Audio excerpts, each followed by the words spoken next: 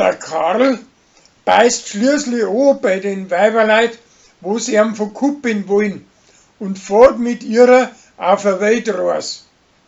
Gundi schaut dabei auf sein Standl. Der Till möchte die Kinder vom Pfarrer seiner Jugendgruppen ein paar Zauberstickeln aufführen, weil der Zauberer ausgefallen ist. Die gingen aber alle schief, weil er jetzt blöd ist dazu.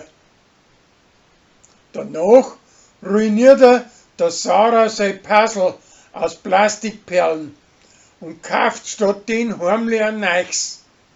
Sie kommt ihm aber dahinter. Als Hummerl beicht seine Leid, dass er's angelogen hat und dass in Wirklichkeit gegen das Hai und Stroh allergisch ist. Drum möchten sie einen Hof viechlos machen und verkaufen den Viech mit Handschlag an Geschwindner.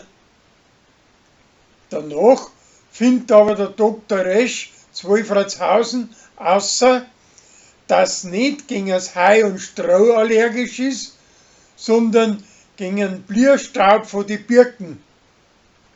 Darum schneiden sie den Birkenbaum vor ihren Hof um und der Geschwindner schlägt die Handelschaft wieder zurück.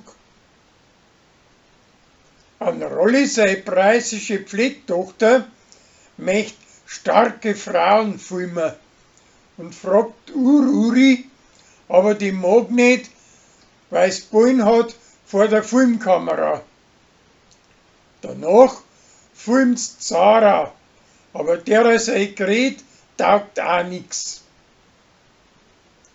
Der Gregor möchte den Till das Jodeln beibringen, aber dabei kann es ihm nicht. Und alle zwei blamieren sie sich vor der Waldhütte. Der Pfarrer singt der Tina ein Standal in der Waldhütte und danach sagt er ihr, dass er sein Kind aufziehen möchte und sie braucht's schön austragen.